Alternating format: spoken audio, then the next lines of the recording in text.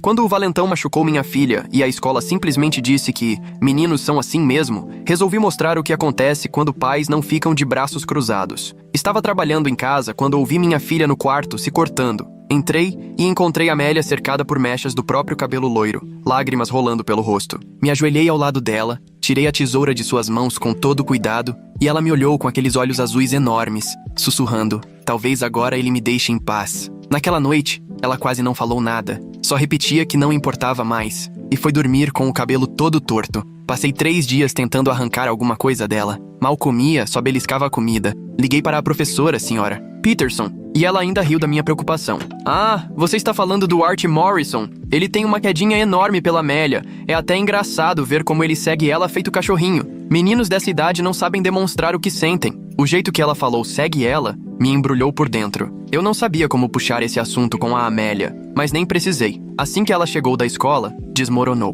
Descobri que Art ficava chamando ela de cachinhos dourados todo santo dia, fazia a turma repetir o apelido no recreio, encurralava ela nos corredores vazios e obrigava a dar abraço. Na semana anterior, ele agarrou o rosto dela e obrigou a olhar para ele. "Quando eu falo com você, você olha para mim. Eu só te machuco porque quem ama faz assim." Meu sangue ferveu. A escola seguia tratando tudo como brincadeira de criança apaixonada. Então ensinei Amélia a se defender, a gritar bem alto se ele encostasse de novo, para obrigar os professores a verem. Às vezes penso como tudo seria diferente se eu tivesse ficado quieto, porque no dia seguinte, Amélia voltou para casa com hematomas nos pulsos e a gola da camisa toda rasgada. Ela tinha feito o que combinamos, gritou pro Art largar ela na frente de todo mundo. A professora ainda fez ela pedir desculpas, dizendo que feriu os sentimentos do menino e criou confusão. E não bastasse isso, ele encurralou Amélia com mais 3 amigos depois da aula para dar uma lição. "Meu pai disse que menina faz charme, mas gosta. Você me fez passar vergonha, então agora estamos quites.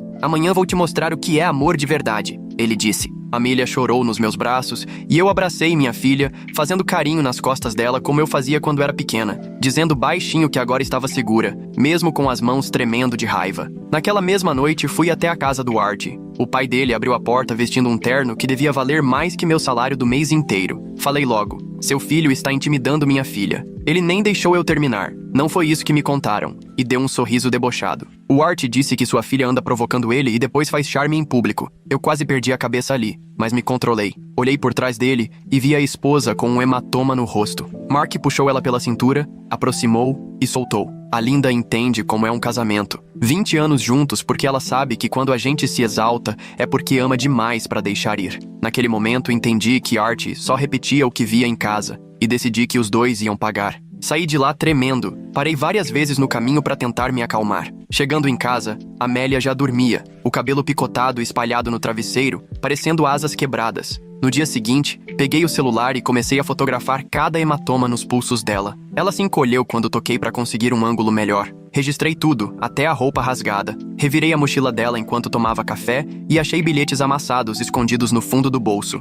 Meu estômago gelou lendo: "Você é minha", escrito várias vezes com letra torta. "Para de me ignorar ou vai ver só." Um deles tinha até desenho de menina com X nos olhos. Espalhei tudo na mesa da cozinha e fotografei de novo. Amélia só olhava em silêncio, mexendo no cereal. Perguntei se tinha mensagem no celular. Ela balançou a cabeça, mas não olhou para mim. Algo me dizia que ainda havia mais coisa que ela não queria contar. Naquela tarde, o diretor ligou. Não para falar do Art, mas da Amélia. "Sr. Thompson, estou preocupado com o comportamento da sua filha. Ela anda indisciplinada, buscando atenção de forma negativa. Já pensou em procurar orientação psicológica? Às vezes a criança se rebela por problemas em casa." Apertei o telefone até os dedos ficarem brancos. "Minha filha está cheia de hematomas porque foi agredida ontem. A Sra. Peterson comentou sobre isso?" A Sra. Peterson disse que a Amélia causou muita confusão, sim. Envergonhou o Art na frente dos colegas. "Não podemos permitir que alunos criem um ambiente hostil." E terminou sugerindo que talvez fosse melhor mudar Amélia de turma, longe dos amigos, longe de qualquer testemunha. 2 dias depois, aconteceu. Amélia chegou, foi direto pro quarto, sem falar nada. Quando bati na porta, ela estava sentada na escrivaninha, olhando pro vazio. "Me mudaram", disse baixinho, "pra turma da Sra. Hoffman. Nenhuma das minhas amigas está lá, mas o Art continua na turma da Sra. Peterson com todo mundo." Sentei na cama dela, tentando me controlar. "Disseram o motivo?" "O diretor falou que era pro meu bem, pra eu sair da situação." Ela me olhou com um vazio no olhar. "Pai, ele sempre vence. Sempre." Os dias que vieram foram um pesadelo. Amélia começou a almoçar sozinha porque Art juntou um grupo de meninos para seguir ela. Cercavam a mesa, faziam barulho de beijo e riam quando ela ignorava. Os monitores fingiam que não viam nada. Tentou almoçar na biblioteca, mas a bibliotecária a expulsou, dizendo que Art reclamou que ela estava estragando os livros. Instalei um aplicativo de gravação no celular da Amélia, depois de explicar o motivo, e ela aceitou na hora, desesperada por ajuda. A primeira gravação cortou meu coração. Art encurralando ela no bebedouro. Meu pai conhece gente do conselho da escola. Ele disse que se você não começar a ser legal comigo, vai fazer seu pai perder o emprego de professor. Quer ver seu pai desempregado? Então sorri quando eu chegar perto. Com essa prova, marquei uma reunião com o superintendente. Cuidei de cada detalhe, reuni fotos, gravações, toda a papelada mostrando como a escola falhou em proteger minha filha. Mas, assim que cheguei ao escritório dele, a secretária me lançou um olhar estranho. Ah, Sr. Thompson, o Dr. Hayes já está aguardando o senhor. A reunião foi um desastre completo. O Dr. Hayes ficou atrás da mesa, mãos cruzadas.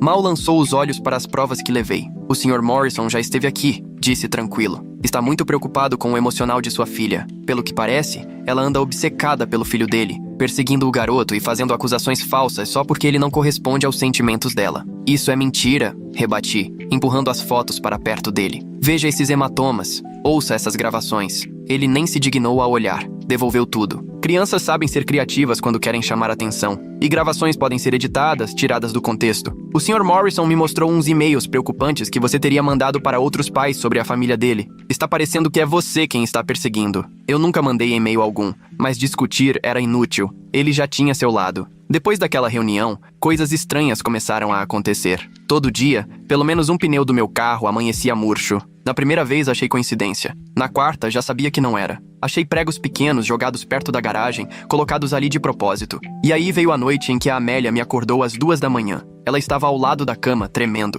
Pai, ele me mandou fotos. Ela me entregou o celular com as mãos trêmulas. Quando vi as imagens, meu coração gelou. Eram fotos tiradas da janela do quarto dela, do lado de fora, de vários ângulos, em noites diferentes. Em uma delas, dava para ver a sombra dela atrás das cortinas. Liguei para a polícia na mesma hora. 2 policiais apareceram 1 hora depois com cara de desinteresse. Anotaram algumas coisas, olharam rapidinho as fotos e deram de ombros. Sem provas de que foi o garoto Morrison, não tem muito o que possamos fazer. Pode ser qualquer um. Talvez instalar câmeras de segurança ajude. Nem eu, nem a Amélia dormimos naquela noite. Na noite seguinte, alguém bateu na nossa porta por volta das 8. Olhei pelo olho mágico e vi Linda Morrison sozinha. Quando abri, a luz da varanda revelou um olho roxo ainda recente. Preciso falar com você, ela murmurou, olhando nervosa para trás. Sobre o Mark, sobre o que ele anda ensinando ao Art. Deixei que ela entrasse e preparei um chá enquanto se sentava à mesa da cozinha, as mãos dela tremendo ao segurar a caneca. Ele instalou câmeras pela casa inteira, contou, depois de um tempo. Está ensinando o Art a rastrear celulares, a seguir pessoas sem ser visto. Diz que é assim que se cuida do que é seu. Ela tirou um pendrive da bolsa. Copiei arquivos do computador dele, vídeos das câmeras da casa. Você precisa ver o que ele tem ensinado ao nosso filho. Coloquei o pendrive no notebook, enquanto Linda encarava o chá. O primeiro vídeo mostrava Mark e Archie no escritório de casa. Mark demonstrava algo com a própria Linda, segurando o braço dela e puxando-a para si. Está vendo como ela tenta escapar no começo? Ele dizia para o Archie. Isso é normal. Mulher precisa ser controlada. Depois agradece. No vídeo, o rosto da Linda era só vazio. Resignação. Archie assistia fascinado, enquanto o pai mostrava pontos de pressão e como segurar alguém sem deixar marcas. Sua mãe aprendeu há anos que reagir só piora. Mulher inteligente sabe o lugar dela. Salvei tudo imediatamente. Fiz vários backups. Linda me contou mais sobre as ligações do Mark, o cargo dele no conselho escolar, as pessoas que ele tinha na mão. Se você não for cuidadoso, ele destrói sua vida, avisou. Já fez isso com outros antes. Assim que ela foi embora, passei a noite toda reunindo tudo num dossiê, mas sabia que precisava agir com cuidado. Mark Morrison já tinha contaminado a diretoria da escola contra mim. Na manhã seguinte, tentei apresentar as provas para o conselho. Mal comecei a falar, Mark se levantou na mesa com aquele sorriso satisfeito. O Sr. Thompson vem assediando minha família há semanas. A filha dele é obcecada pelo meu filho e, em vez de lidar com isso, ele reforça as fantasias dela. Proponho adiar essa discussão até que o Sr. Thompson procure ajuda psicológica para a menina. E aprovaram todos juntos. As coisas pioraram rápido. Amélia voltou da aula de artes coberta de tinta. O suéter favorito arruinado. Tremendo, contou que Art a encurralou durante um projeto, puxou seu cabelo e tentou cortar uma mecha com a tesoura. É para a minha coleção. disse ele. Ela o empurrou com força, fazendo ele cair em cima das tintas. A professora entrou bem na hora em que Art batia nas prateleiras. Viu a bagunça, ouviu Art gritando e já culpou a Amélia. Detenção por 1 semana, anunciou. E você vai limpar tudo isso. Na primeira detenção da Amélia, Art e 5 amigos cercaram as janelas. Colaram o rosto no vidro, fazendo gestos obscenos e ameaçando em silêncio. O monitor fingia que estava entretido no celular. Naquela noite decidi, tiraria a Amélia da escola. Você vai estudar em casa, falei para ela. Pelo menos até resolvermos isso. O alívio dela me destruiu por dentro. Obrigada, sussurrou, me abraçando mais apertado do que em anos. Só que Mark Morrison não tinha desistido. 3 dias após começarmos o homeschooling,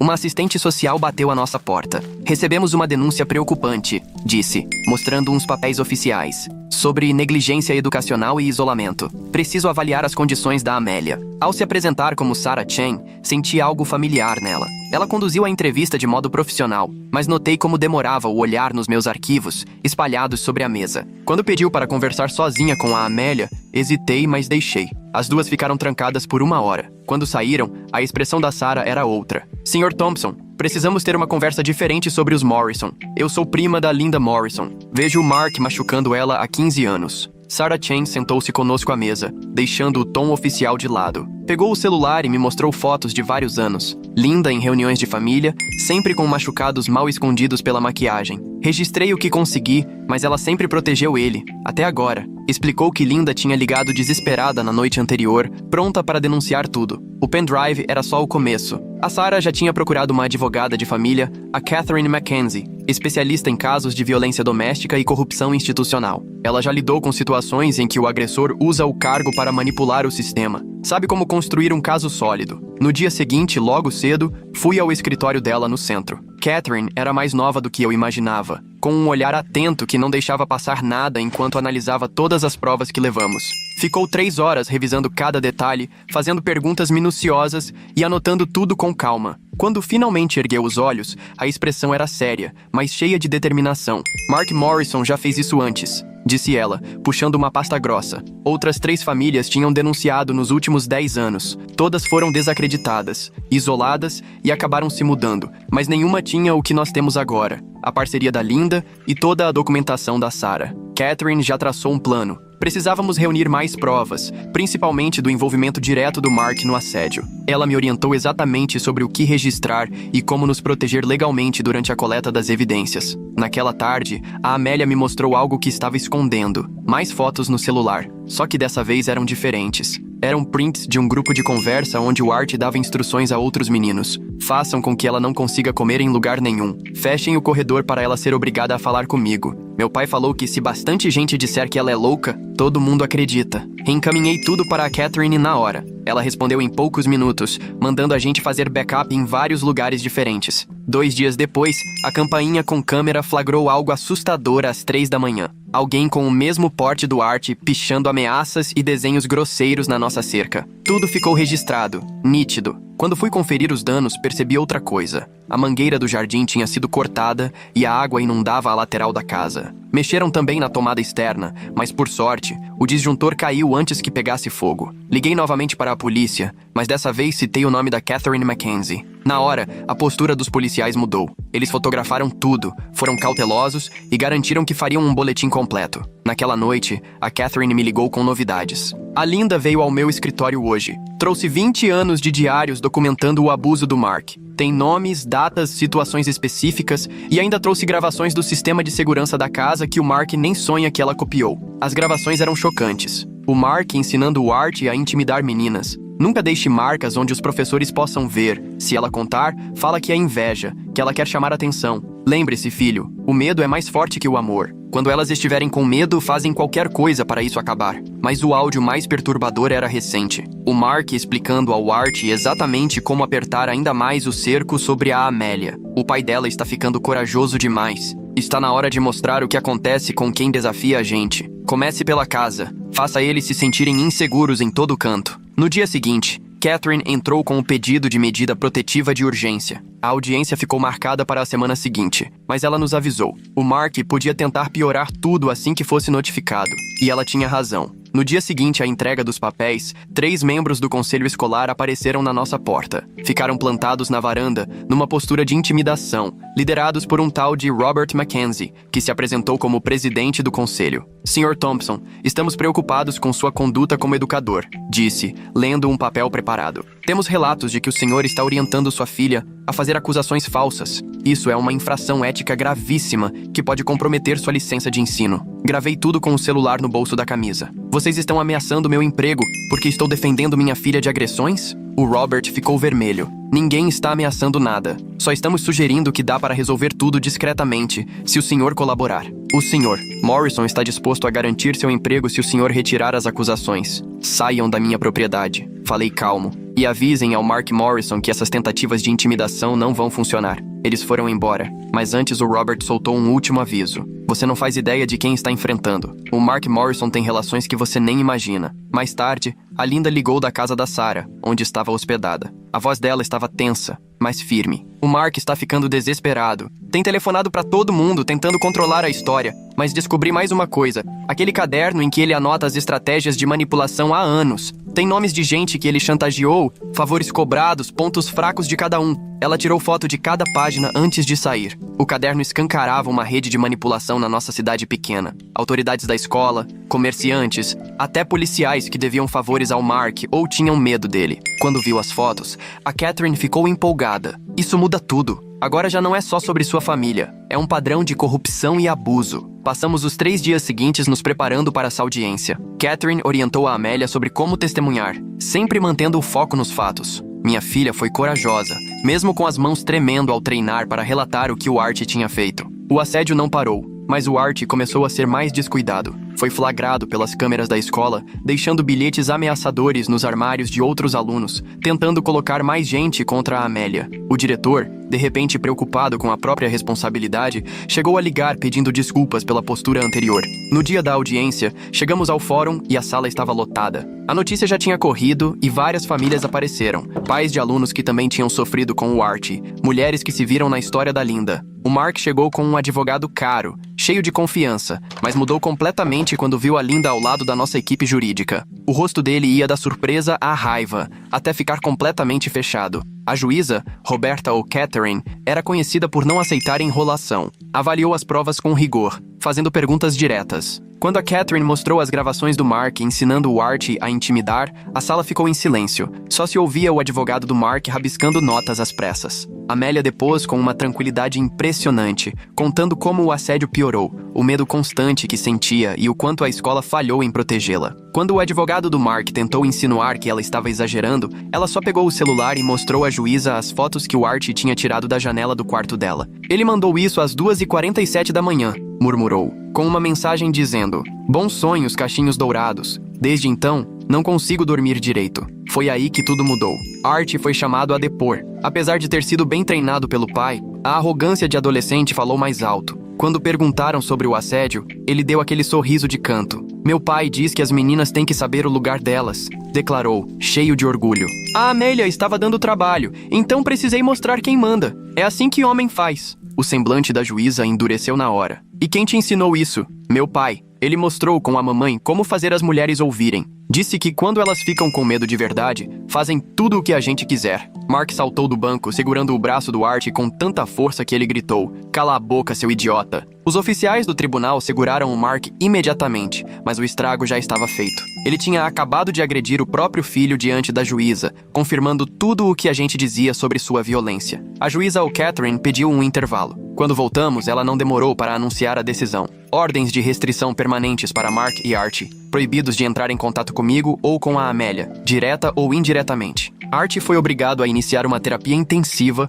com o acompanhamento do tribunal, mas a juíza não parou por aí. "Sr. Morrison, seu comportamento hoje, somado às provas, me deixa profundamente preocupada. Estou encaminhando o caso ao promotor para a apresentação de denúncias criminais, incluindo intimidação de testemunha, agressão e conspiração para assédio." O advogado de Mark ainda tentou argumentar, mas a juíza cortou logo. "Também vou encaminhar toda a documentação ao conselho escolar, com minha recomendação expressa para que a permanência do Sr. Morrison na escola seja revista imediatamente." Ao sairmos do fórum, Linda veio ao nosso encontro. Ela parecia exausta, mas de certo modo, aliviada. "Obrigada", disse apenas. por acreditarem nas provas e lutarem. Vocês me deram coragem para acabar com isso de uma vez. O advogado dela já esperava no estacionamento. Com a ordem de restrição e o registro da agressão em ata, Linda entrou com pedido de guarda emergencial e divórcio em caráter de urgência. As semanas seguintes foram intensas. Mark acabou preso por várias acusações depois que o promotor analisou as provas. A fiança foi alta por causa das táticas de intimidação comprovadas.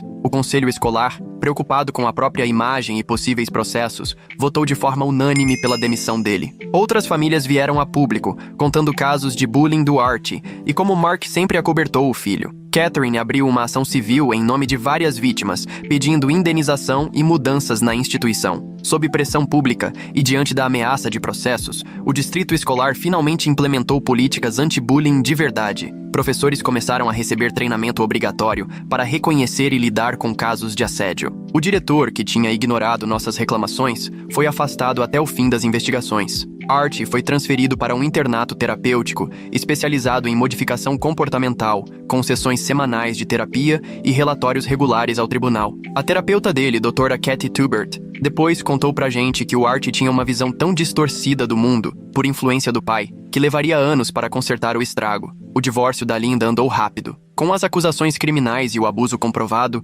ela conseguiu a guarda total. Mark só podia ver Archie em visitas supervisionadas, às quais o filho inicialmente se recusou a ir. O julgamento criminal ficou marcado para dali a 6 meses, mas mesmo preso, Mark continuou tentando intimidar testemunhas, o que só piorou ainda mais sua situação. Muitos antigos aliados se afastaram, de repente lembrando de episódios de má conduta que antes preferiam ignorar. E aos poucos nossa comunidade começou a se reconstruir.